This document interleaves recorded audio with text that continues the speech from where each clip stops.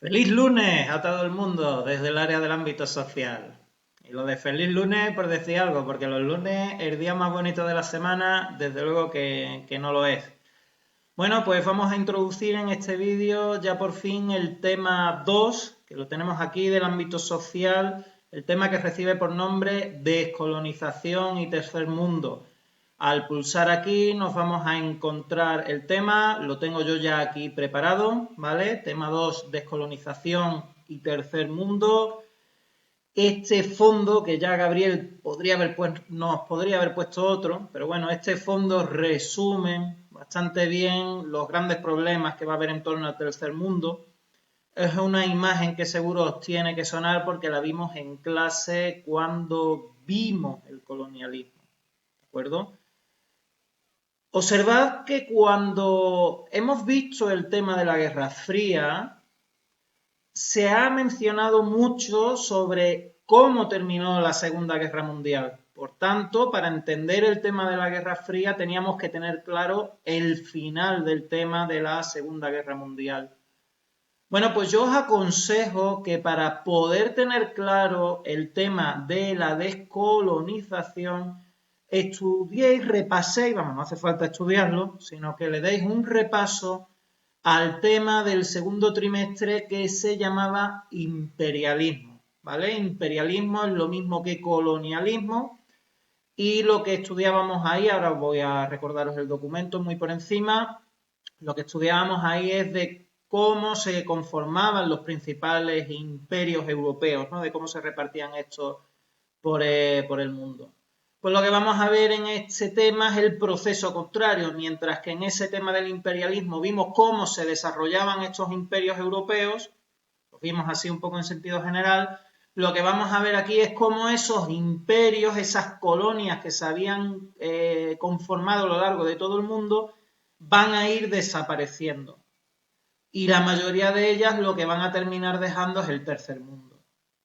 Bueno, os decía que esta imagen os debía sonar porque la vimos una vez en clase y concretamente la teníamos en este documento que son las actividades de clase del tema que os mencionaba del segundo trimestre, ¿vale? Las actividades de clase del imperialismo.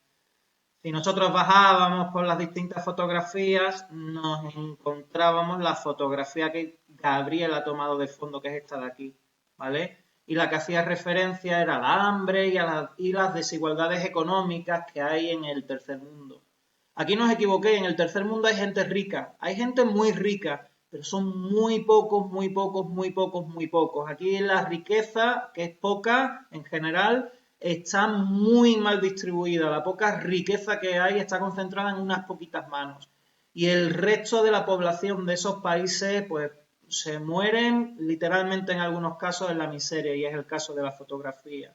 Como mencionaba, este texto que está abajo, esta fotografía ganó el premio Pulitzer en el año 1994 y se refería a la hambruna que estaba sufriendo este país, Sudán, en aquella época, una hambruna que continúa, y lo que veíamos era un niño que estaba moribundo, el pobre, y que estaba a tan solo 1 kilómetro de distancia de un campamento de alimentos en las Naciones Unidas. Y por aquí pasó el fotógrafo, vio la escena, le hizo una fotografía y se largó.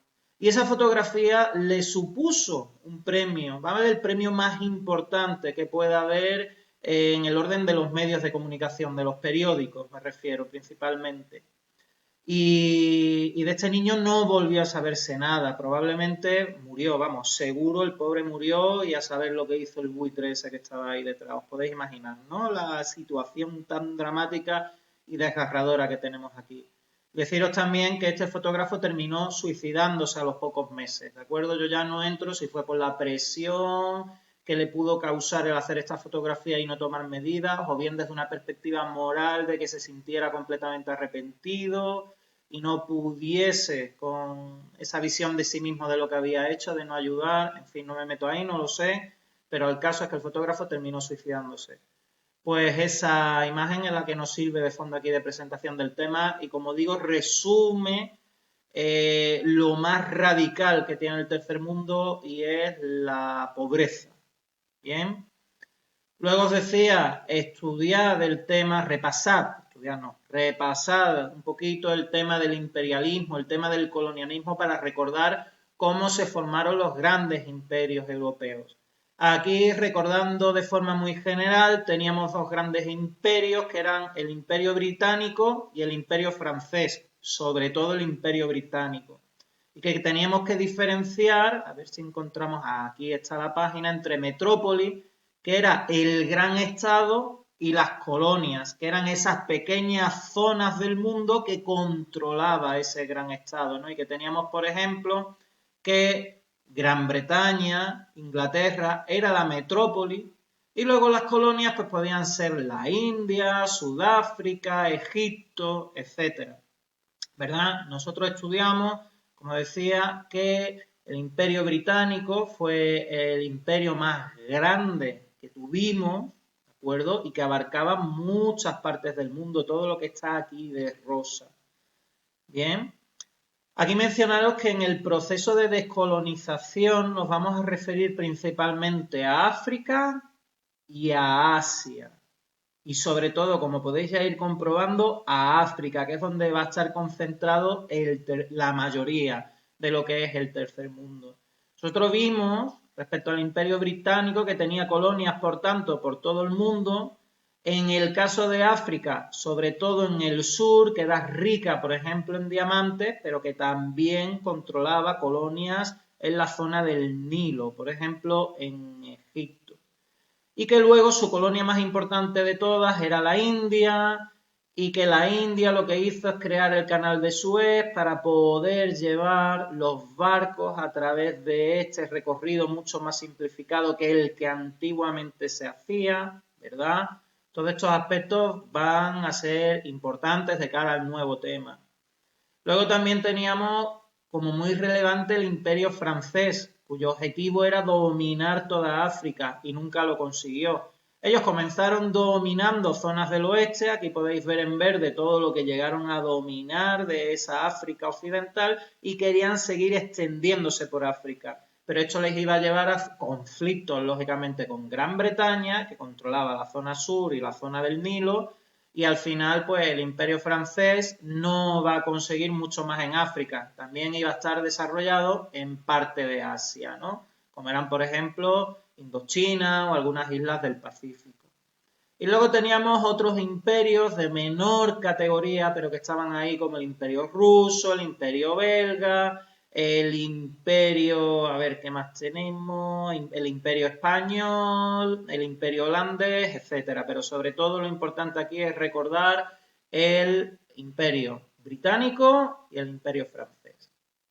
¿Por qué es importante este tema? Porque mientras nosotros en el imperialismo estudiábamos cómo se formaban las colonias y cómo las metrópolis controlaban las colonias de diversa manera, en el nuevo tema que nosotros tenemos vamos a ver, como decía al principio del vídeo, el proceso contrario, es decir, el proceso de descolonización. En líneas generales, para entender esto, de nuevo nos tenemos que situar en la Segunda Guerra Mundial. Yo ya esto lo adelanté un poquito en la Guerra Fría y también cuando introduje todos los contenidos en general que íbamos a ver en el tercer trimestre. Os vuelvo a mencionar un poco en qué consiste, pero se verá de manera desarrollada a lo largo del tema. Quiero mencionaroslo de nuevo porque este aspecto es la esencia del tema y es lo primero que tenemos que tener súper claro y de dónde viene. Bien, entonces nos situamos al final de la Segunda Guerra Mundial una vez más. ¿Y qué nos encontramos ahí? Pues nos encontramos una Europa destrozada, una Europa debilitada. Y dentro de esa Europa va a estar debilitada, por tanto, Francia y también Gran Bretaña, que habían hecho un esfuerzo enorme en la Segunda Guerra Mundial. Pero también van a estar debilitados el resto de países como Holanda o Bélgica o Rusia, etcétera, ¿vale? ¿Y qué sucede? Que en este momento de debilidad, en las distintas colonias que tenían por el mundo, aquí más o menos digamos que por donde veis los simbolitos venían a ser colonias, en líneas muy generales, pues se va a aprovechar en muchísimas de esas colonias para desarrollar independentismos. Es decir, en los diferentes países, por ejemplo, en las actividades de la Guerra Fría, estuvimos hablando del caso de Egipto, se desarrollan movimientos, decía, independentistas, movimientos nacionalistas, es decir, grupos dentro de estos países coloniales que buscan expulsar de su territorio a la metrópoli, es decir, expulsar el control que tenía el imperio. Y lo van a conseguir en la mayoría de los casos porque, como os decía, nos encontramos en Europa unos estados debilitados y unos estados que no tienen ni fuerza ni interés en la mayoría de los casos en mantener sus colonias, ya que las reglas del juego en el mundo, los aspectos económicos han cambiado y ya no es tan necesario depender y controlar unas colonias, ¿vale? Va a haber otros medios para poder continuar el desarrollo. Entonces, como os decía, la mayoría de movimientos independentistas que se van a dar en las colonias van a tener éxito, van a expulsar, por tanto, al imperio.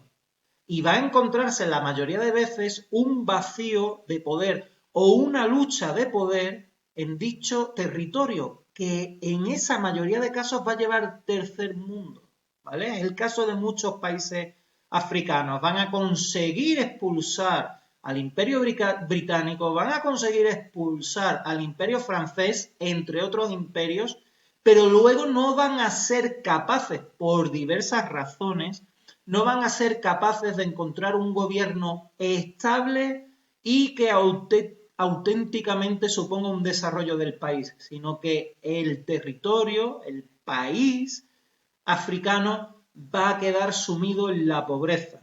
Nosotros, a lo largo del tema, vamos a ir viendo el porqué de todas estas cosas, vamos a ver casos concretos, y es un tema, como estáis comprobando, larguito, pero creo que en su conjunto es más fácil de comprender que el tema de la Guerra Fría. Por otra parte, ya aprovecho y os comento un poco esta imagen. La voy a ampliar un poquito. Y nos quedamos aquí con la parte que nos interesa. Observad esta línea roja.